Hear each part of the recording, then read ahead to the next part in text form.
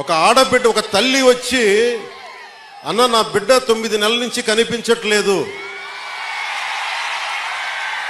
నా బిడ్డ 9 నెలల నుంచి కనిపించట్లేదు, 2 రోజులు దాటితేనే ఇంక దొరకదని చెప్తారు, మర్చిపోండి మీ బిడ్డనని చెప్తారు ఉన్నత పోలీసు అధికారులు. అలాంటిది 9 నెలలు అయిపోతే దొరుకుద్దా లేదా అనేది నా గుండె ఇలా కొట్టుకుంది. ఆ తల్లి ఏడుపు గుండె వేదన పెట్టేస్తుంది. వెంటనే దీనికి మన చైర్మన్ కేకే గారిని అడిగాను, మీరు వెళ్ళి వెంటనే తీసుకెళ్ళి విజయవాడ మాచవరం శ్రీ గారి దగ్గరికి వెళ్ళి మాట్లాడండి అంటే కమిషనర్ గారితో మాట్లాడాను. 9 నెలలు దొరకని బిడ్డ 9 రోజుల్లో దొరికింది.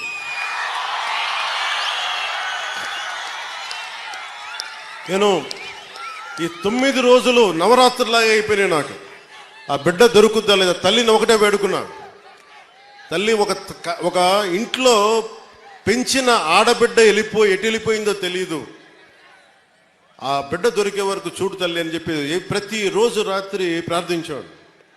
నా ప్రార్థనలు ఆంధ్రప్రదేశ్ పోలీస్ శాఖ సమర్థత, ధైర్య సాహసాలు, వారి అపార నైపుణ్యం కేరళలో చూశారు, బెంగళూరులో చూశారు.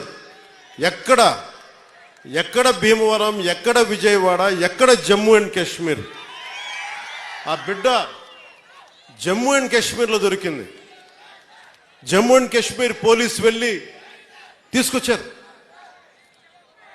ఇదే 30,000 మంది ఆడబిడ్డలు అదృశ్యం అయిపోతే ఒక్కరు మాట్లాడలే గత ప్రభుత్వం.